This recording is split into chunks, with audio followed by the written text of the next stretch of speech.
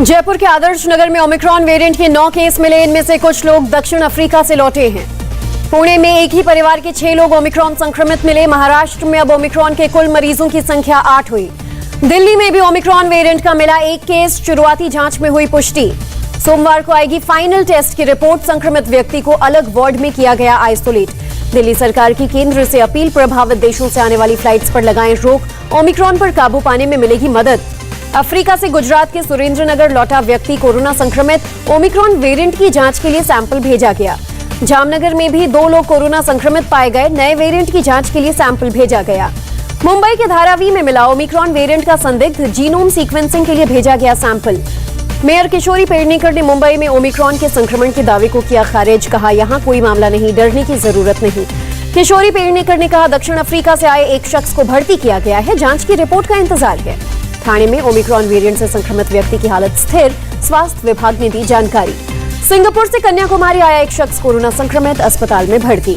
Omicron variant के मद्देनजर तेलंगाना सरकार ने एयरपोर्ट्स पर बढ़ाई निगरानी। प्रदेश में अभी तक नहीं इस वेरिएंट का केस। यूपी के शाहजहांपुर में विदेशों से आए लोगों पर रखी जा रही है निगरानी। अब तक 126 लोगों की हुई टेस्टिंग। ओमिक्रॉन वेरिएंट को लेकर बोले उत्तराखंड के सीएम पुष्कर सिंह धामी, लोगों को किया जा रहा है जागरूक। उत्तराखंड में जगह जगह की जा रही है रैंडम टेस्टिंग। एक दिन में 25,000 लोगों की टेस्टिंग का लक्ष्य। ओमिक्रॉन वेरिएंट के मद्देनजर अमेरिका सरकार का फैसला, अमेरिका जाने वाले यात्रियों की कोविड नेगेटिव रिपोर्ट दिखाना होगा। ब्रिटेन सरकार ने नाइजीरिया से ट्रैवल पर लगाया बैन। कोरोना के नए वेरिएंट के मद्देनजर फैसला। ब्रिटेन सरकार ने हवाई यात्रियों के लिए सख्त किए नियम। ब्रिटेन आने से पहले कोरोना टेस्ट जरूरी। ब्रिटेन में ओमिक्रॉन वेरिएंट के कुल 160 मामले। दक्षिण अफ्रीका, नामीबिया समेत 10 अफ्रीकी देशों पर लगाया ट्रैवल बैन। नॉर्वे में भी मिला ओमिक्रॉन संक्रमण। ऑस्लो में क्रिसमस पार्टी में शामिल 13 लोगों में पुष्टि। देश में 50% लोग पूरी तरह से वैक्सीनेटेड। स्वास्थ्य मंत्री डॉक्टर मनसुख मांडविया ने कहा, ये बहुत गर्व का क्षण। राज्यों और केंद्र शासित प्रदेशों को अब तक कोरोना वैक्सीन की 138 करोड़ से ज्यादा डोज दी गई। राज्यों के पास बची है 21 करोड़ से ज्यादा डोज। राजकोट में वैक्सीनेशन को बढ़ावा देने की पहल। महानगर पालिका ने किया 50,000 के लकी ड्रॉ का ऐलान।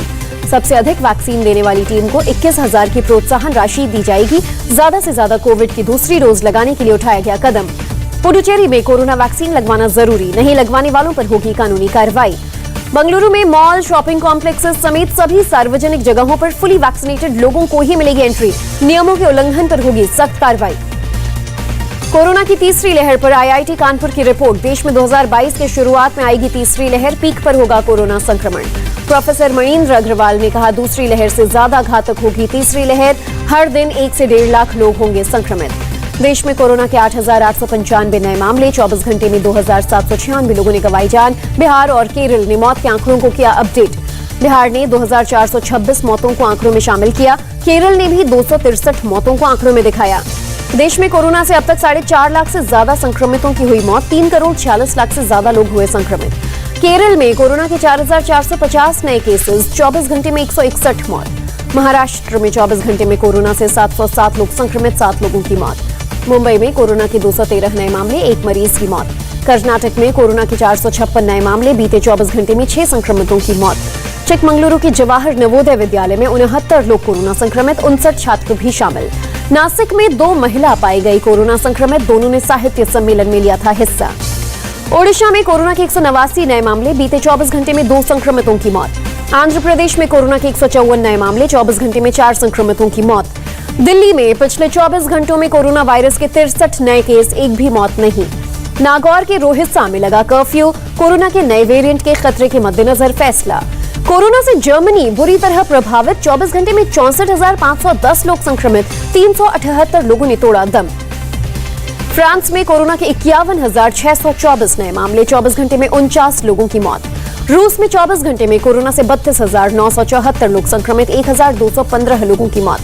इटली में कोरोना के 16,632 नए मामले। 24 घंटे में 75 लोगों की मौत। गृह मंत्री अमित शाह के स्वागत में जयपुर में उमड़े कार्यकर्ता। एयरपोर्ट पर हुआ जोरदार स्वागत। अमित शाह के स्वागत में मुस्लिम समुदाय के लोगों की भी भीड़ उमड़ी। शुक्रिया अमित शाह जी के पोस्टर्स लेकर पहुंचे लोग।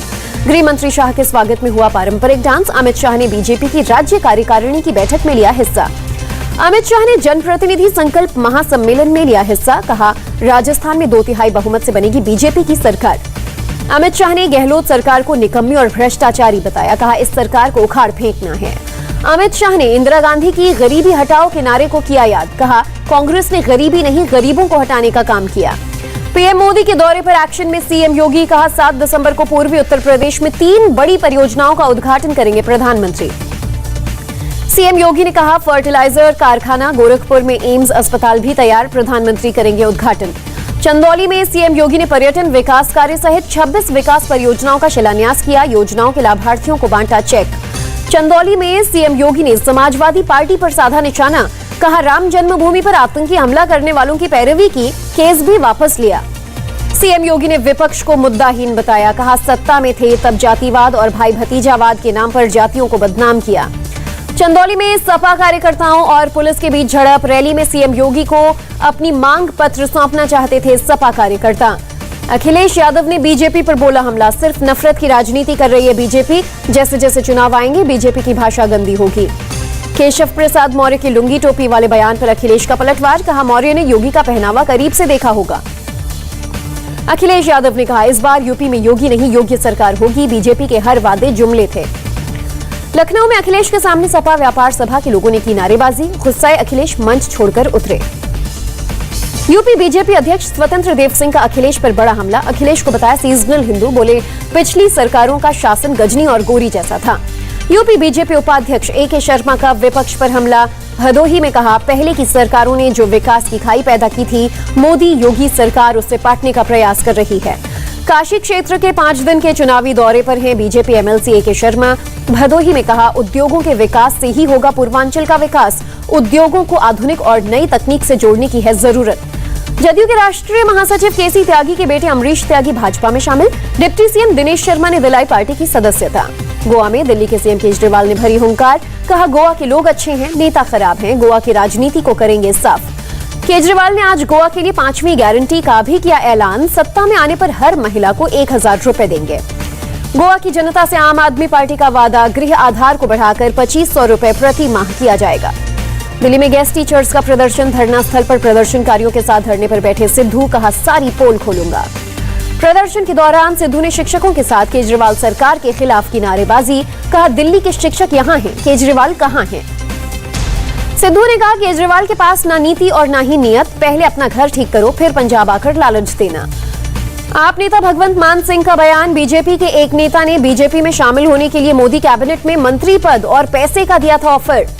भगवंत मान ने कहा, किसानों पर जुल्म करने वाली पार्टी मुझे पैसे से नहीं खरीद सकती है। श्रीनगर में बोले फारूक अब्दुल्ला, अनुच्छेद 370 की वापसी के लिए हमें किसानों की तरह करना होगा आंदोलन। विपक्ष के हंगामे से राज्यसभा को हुआ नुकसान। तय समय का 48% ही चली कार्यवाही। संसदीय समितियों को लोकसभा अध्यक्ष ओम बिरला की सलाह। पारदर्शिता और जवाबदेही के लिए तकनीक का इस्तेमाल जरूरी। जैसलमेर में BSF का 57वां स्थापना दिवस समारोह। गृह मंत्री शाह हुए शामिल, परेड के लिए सलामी।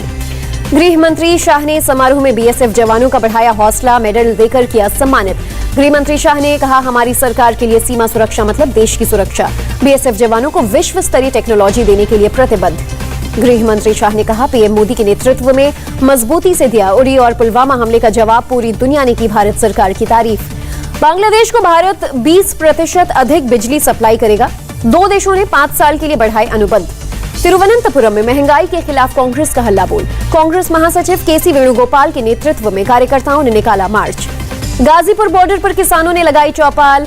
इंडिया टीवी से बोले, किसानों की मांगें पूरी करे सरकार। MSP पर जल्द बनाए कानून। राकेश टिकैत का मोदी सरकार पर हमला। किसानों से बातचीत करना नहीं चाहती सरकार, बिना बातचीत के घर नहीं लौटेंगे। राकेश टिकैत ने कहा, मैं बातचीत नहीं करूंगा, कमेटी करेगी बातचीत। SKM ने सरकार से बात के लिए बनाई कमेटी। किसान नेता भानु प्रताप सिंह का बड़ा बयान। कहा, आंदोलन को कांग्रेस की फंडिंग, टिकैत फंडिंग के लिए कर रहे हैं काम। राकेश टिकैत के बैंकों के निजीकरण वाले बयान पर बोले केंद्रीय मंत्री प्रहलाद जोशी, वो किसानों की करें बात, नीतिगत फैसले सरकार लेगी। उत्तराखंड के CM धामी ने काशीपुर को 137 करोड़ की योजनाओं की दी सौगात। कहा, पीएम मोदी ने दूसरे एम्स का सैटेलाइट सेंटर खोलने की दी स्वीकृति। आंध्र प्रदेश के चित्तूर में चलती कार में लगी आग, सवार 8 लोगों में 6 की मौत। जम्मू कश्मीर के शोपियां में सुरक्षा बलों ने 2 आतंकियों को किया गिरफ्तार, विस्फोटक सामान बरामद। अवैध वसूली कांड में सोमवार को सुप्रीम कोर्ट में होगी सुनवाई। परमबीर सिंह मुंबई छोड़ चंडीगढ़ पहुंचे। मुंबई एयरपोर्ट पर जैकलिन फर्नांडिस से ED ने की पूछताछ। दुबई जाने के दौरान एयरपोर्ट पर रोकी गईं। लुकआउट नोटिस जारी होने की वजह से दुबई नहीं जा सकी जैकलिन। आगे भी पूछताछ में सहयोग देने की कही बात, ईडी जल्द भेजेगा समन। नोएडा पुलिस को ऑपरेशन प्रहार, 26 जगहों पर सर्च ऑपरेशन चलाकर 5 अपराधियों को दबोचा। मुंबई टेस्ट में जीत की दहलीज पर पहुंची टीम इंडिया। तीसरे दिन न्यूजीलैंड ने 5 विकेट खोकर बनाए 140 रन। दूसरी पारी में भी न्यूजीलैंड का बल्लेबाजी क्रम लड़खड़ाया। चौथे दिन जीत के लिए न्यूजीलैंड को 400 रन की जरूरत। मुंबई टेस्ट के तीसरे दिन मयंक अग्रवाल ने टेस्ट करियर का 5वां अर्धशतक जड़ा, 62 रन बनाकर आउट। मुंबई टेस्ट के दौरान मयंक और शुभमन गिल चोटिल, दोनों खिलाड़ी न्यूजीलैंड की दूसरी पारी में फील्डिंग के लिए नहीं आए। जूनियर पुरुष हॉकी वर्ल्ड कप का चैंपियन बना अर्जेंटीना, 6 बार के चैंपियन जर्मनी को 4-2 से दी मात।